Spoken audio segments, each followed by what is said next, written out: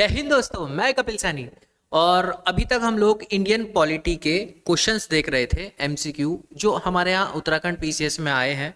तो आज हम लोग जो 2012 के अंदर उत्तराखंड पीसीएस में पॉलिटी के एमसीक्यू आए हैं वो देख लेते हैं। चलो पहला क्वेश्चन स्टार्ट करते हैं। फर्स्ट क्वेश्चन है, संसद में पहला लोकपाल विधेयक कब रखा गया था? एंड इंग्लिश में है, when was the first Lokpal bill introduce in parliament. देखो ये तो फैक्चुअल डेटा है कि ये 1968 में हमारे यहाँ पर पहली बार रखा गया था। अब क्वेश्चन आया तो थोड़ा सा इसको समझते हैं। मैं बड़ी कॉमन सी बात बताता हूँ। जैसे हम लोग वर्ड यूज करते हैं संसद, तो संसद कहने का मतलब हमारा Lok Sabha, Rajya Sabha and president of India. Lok Sabha, Rajya Sabha और देश के राष्ट्रपति जी से मिलकर के हमारी संसद बनती है, ठीक है। एक दूसरा इसके अंदर एक वर्ड आया है लोकपाल विधेयक। तो पहले हम लोग इस विधेयक को बात समझ लेते हैं। विधेयक जिसको हम लोग इंग्लिश में बोलते हैं एक्ट। अब ये एक्ट क्या चीज होता है? एक्चुअली हमारे देश के अंदर अगर आपको कोई कानून बनाना है, कोई कानून अगर बनना है तो उस कानून के बनने की कुछ प्रोसेस होती है। जैसे सपोज ये एक चैनल गेट है, ये एक चैनल गेट है और यहाँ पर आकर के कोई भी चीज पास हो जाती है तो वो देश का कानून बन जाती है। सपोज ये हमारी लोकसभा या राज्यसभा है, ये हमारी राज्यसभा या लोकसभा है।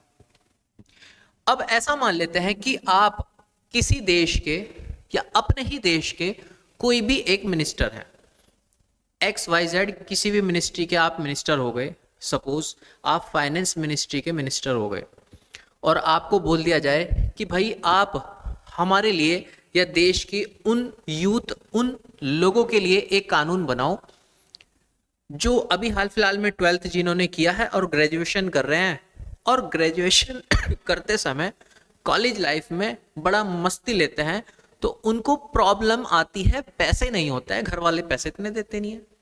तो भाई उनके लिए एक स्कॉलरशिप प्रोग्राम बनाओ। भाई जो भी 12th क्लास में 50% से पास हो जाएगा, उसकी पूरी ग्रेजुएशन में उसको हर महीने हम 10,000 रुपये एज ए स्कॉलरशिप देंगे, फ्री में ही, ऐसे ही मजे लो।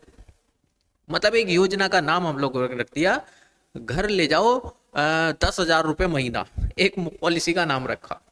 अब आप मिनिस्टर हो तो आपने बोला, जो आपके अंडर में काम करने वाले बड़े बड़े IAS ऑफिसर हैं, उनको बोला कि भाई एक फ्रेमवर्क तैयार करो जो पॉलिसी हमारी होगी। तो उन्होंने एक रफ पेपर पर उस पॉलिसी के सारे के सारे जितने भी क्लॉज थे वो लिख दिए। अब मंत्री जी ने इसको देखा और बोला हाँ भाई बिल्कुल बात सही है। और मंत्री जी अब उसको, वो राज्यसभा के भी मंत्री हो सकते हैं और लोकसभा के भी मंत्री हो सकते हैं, वो उसको अब भारत सरकार के राजपत्र पर टाइप करवा करके ले गए। यहां से और यहां में एक बड़ी डिफरेंस था, पेपर यहां पे भी था, पेपर यहां भी था, लेकिन पेपर ये वाला डिफरेंट इस वजह से था क्योंकि ये भारत के राजपत्र पर उन्होंने टाइप कराया एंड देन उसको अपनी पार्लियामेंट के अंदर जाकर के रखा। जब हम लोगों ने उसको पार्लियामेंट के अंदर रखा तो वो बन गया हम लोगों का एक बिल, ठीक है। विधेयक जिसको हम बोलते हैं, बिल जिसको हम बोल लेते हैं, यहां पर बिल, वो एक बिल हो गया। अब इस लोकसभा में या दूसरी राज्यसभा में इसके ऊपर हुई पूरी चर्चा, पूरी डिबेट डिस्कशंस हुई एंड देन इसको हम लोगों ने लोकसभा से पास किया, राज्यसभा से पास किया और प्रेसिडेंट ऑफ इंडिया जो भारत के राष्ट्रपति जी हैं उनके पास गया और उन्होंने इस पर साइन कर दिए। तो अब ये बन गया हम लोगों का एक्ट, कानून। बात समझे? बट इससे पहले वाला क्या था? इसको हम बोलते हैं ड्राफ्ट या फिर जिसको हम हिंदी में बोल लेते हैं प्रारूप। तो किसी भी एक्ट या कानून के बनने की 3 स्टेज है। पहला, उसका एक ड्राफ्ट परफॉर्मा बनेगा, प्रारूप बनेगा, उसको फिर हमारी पार्लियामेंट में इंट्रोड्यूस कराया जाएगा, तब उसको हम बिल बोलते हैं। जब वो पूरी की पूरी पार्लियामेंट से पास हो जाएगा तो हम लोग उसको एक्ट बोल लेते हैं। बात क्लियर है? अब हम लोगों से ये देखो, मुझको बताने की जरूरत इस वजह से पड़ी क्योंकि कई बारी एक कंफ्यूजिंग क्वेश्चन आता है कि बताओ ये वाला जो बिल है ये कब आया था, ये वाला जो एक्ट है वो कब आया था। तो बिल और एक्ट में आप ये कंफ्यूजन दूर रखना कि बिल मतलब ये आने वाली प्रोसेस और एक्ट मतलब ये कंप्लीट प्रोसेस, कंप्लीट होने वाली प्रोसेस की बात की जा रही है। तो यहां पर बिल की बात की गई है, बात समझे? तो ये बिल आया था 1968 में। एंड देन अगर कोई बोल दे कि ये एक्ट कब बना भाई, तो एक्ट ये अन्ना हजारे जी के बहुत बड़े आंदोलन के बाद बनाया हम लोगों ने 2013 में जाकर के, जिसमें लोकपाल एक ऐसी पोस्ट बनाई जो बड़ी कॉन्स्टिट्यूशनल बॉडी की, हमारी बड़ी बड़ी जो पोस्ट है उनकी मॉनिटरिंग करेगा। जैसे प्राइम मिनिस्टर ऑफ इंडिया, इनके काम की मॉनिटरिंग ये करेगा। कैबिनेट मिनिस्टर्स हुए या फिर बड़े बड़े जो मिनिस्ट्री के छोटे मंत्री हुए, इन सब जितने भी टॉप हायरार्की के लोग हैं, इन सब की मॉनिटरिंग करने के लिए एक लोकपाल हम लोगों ने बनाया। लोकपाल बिल अन्ना हजारे जी के एक बहुत बड़े मूवमेंट्स है। बात समझ में आई? चलो नेक्स्ट क्वेश्चन की तरफ चलते हैं। और आपका नेक्स्ट क्वेश्चन है, संविधान का कौन सा अनुच्छेद दोष सिद्ध से संबंध में अभियुक्तों को दोहरे दंड एवं स्व अभिशासन से संरक्षण प्रदान करता है? Which article of the Constitution provides protection to the accused from double punishment and self-incriminations in case of conviction? आसान सा आंसर है आर्टिकल नंबर 20। आर्टिकल नंबर 20 इसका आंसर है। अब देखो आर्टिकल्स वैसे बताने के लिए मैं आपको बता दूं अभी सारे, लेकिन वो मजेदारी नहीं आएगी बीच में से। जब हम लोग किसी टॉपिक की चेन पे चेन चलते हैं ना, चेन, ये चेन पकड़ी, देन इसकी चेन का आगे आपको पता चले तो आप उसको बहुत बेहतर तरीके से समझ पाते हैं। ठीक है, तो अभी के लिए मैं फैक्चुअल डेटा के तरीके से इसको यूज कर रहा हूँ। आर्टिकल 20 इसका करेक्ट आंसर है। मोटी सी बात है, अगर आपने कोई भी क्राइम किया तो आपको एक क्राइम के लिए 2 बार सजा नहीं मिल सकती है। सपोज एक मूवी आई थी अंधा कानून, उसमें अमिताभ बच्चन साहब को एक ऐसे मर्डर की सजा मिलती है जो उन्होंने किया ही नहीं, और 20 साल उन्होंने सजा काटी, और 20 साल के बाद उसी जज के सामने उसी आदमी को मारा जिसकी वो सजा काट के आ चुके थे। तो उन्होंने एक डायलॉग मारा कि देखो भाई साहब, आपका जो कानून है वो मुझको एक सजा की 2 बार, एक जो है दंड की 2 बार सजा नहीं दे सकता है। तो आर्टिकल 20 पढ़ के गए थे भाई साहब अमिताभ बच्चन जी। ठीक है, चलो बात समझ में आई। नेक्स्ट क्वेश्चन की तरफ चलते हैं। उत्तराखंड की विधानसभा में किस समुदाय को नामांकित सीट प्रदान की गई है? 4 ऑप्शन है। Which community has been provided nominated seats in the assembly of Uttarakhand? तो कॉमन सी बात है, चाहे वो असेंबली उत्तराखंड की हो, उत्तर प्रदेश की हो, किसी भी स्टेट की हो, उसमें एक ही होता है एंग्लो इंडियन। ये क्वेश्चन पेपर हम लोग 2012 का पढ़ रहे हैं, ये बात ध्यान रखना। अब हमारे यहाँ एंग्लो इंडियन की जो सीट का रिजर्वेशन चला आ रहा था, उस रिजर्वेशन को रोक दिया है। तो अब हमारे यहाँ विधानसभा हो, लोकसभा हो, हमारे यहाँ पर वो रिजर्वेशन वाली सीटों को हटा दिया है। तो अब लोकसभा के अंदर जो 2 एंग्लो इंडियन हुआ करते थे, वो भी 2 एंग्लो इंडियन अब हमारे यहाँ एंग्लो इंडियन के नहीं भरे जाएंगे। अब ये एंग्लो इंडियन क्या चीज है? एंग्लो इंडियन एक ऐसे इंडियन को कहा जाता है जो मातृकुल से, मतलब जो अपनी मम्मी की साइड से तो इंडियन है, और पितृकुल मतलब फादर की साइड से वो एक यूरोपियन है। नॉट विदेशी, यूरोपियन, नॉट फॉरेनर, यूरोपियन। बात समझ में आई? आपके सामने ये ऐसे छोटे छोटे से वर्ड मिला करके भी आपको कंफ्यूज किया जाता है। तो यहां पर सिर्फ यूरोपियन कॉन्टिनेंट को बिहाफ बना करके ये डेफिनेशन क्रिएट की है, आर्टिकल 336 आप लोग जाकर के पढ़ना। चलो और हमेशा विधानसभाओं में ये 1 सीट रही है और लोकसभा में ये 2 सीट रही है। ठीक है, नेक्स्ट क्वेश्चन की तरफ चलते हैं। संसद की सम्मिलित बैठक की अध्यक्षता की जाती है?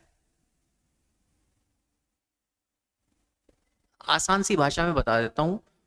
Who head the joint parliamentary committee. ये थोड़ा सा स्पेलिंग थोड़ा सा मिस्टेक हुई है। संसद की जो कंबाइंड या फिर जॉइंट मीटिंग होती है, उसकी बैठक की अध्यक्षता कौन करता है? तो चार ऑप्शन है। देख, अक्सर बच्चे ना इसको रटते हैं। चार ऑप्शन है, ऊपर रट रहे हैं निजी लोकसभा का अध्यक्ष होना चाहिए, राज्यसभा का अध्यक्ष होना चाहिए, कौन होना चाहिए? देखो चार ऑप्शन।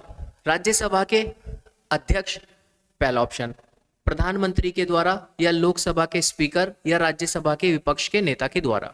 कॉमन सेंस लगाओ।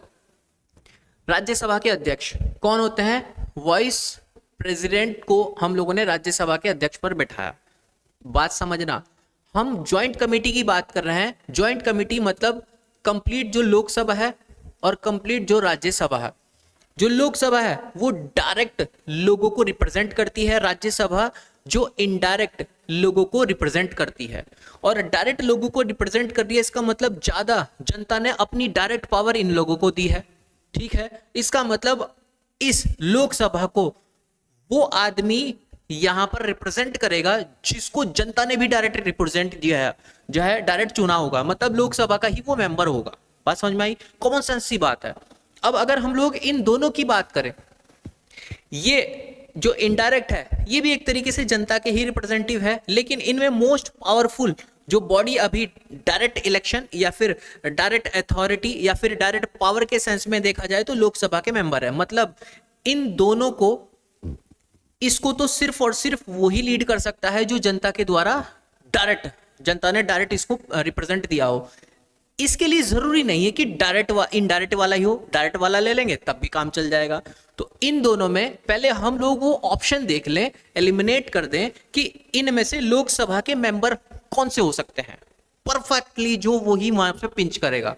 अब देखो, राज्यसभा के अध्यक्ष, बिल्कुल बात समझ में नहीं आई क्योंकि वो इनडायरेक्ट इलेक्शन हो रहा है, इस ऑप्शन को काट दो, मतलब डायरेक्ट पावर वाली बात नहीं चल रही है। प्रधानमंत्री के द्वारा, ये ऑप्शन हो सकता है लेकिन इसके दो डायमेंशन निकल रहे हैं।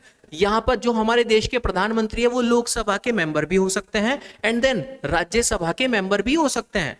लाइक एज हमारे यहाँ पर राजीव गांधी जी, डॉक्टर मनमोहन सिंह जी और इंदिरा गांधी जी, ये कई सारे ऐसे मेंबर हैं जो राज्यसभा से हमारे यहाँ पर आए हैं, बट बहुत से ऐसे भी हैं जो लोकसभा से आए।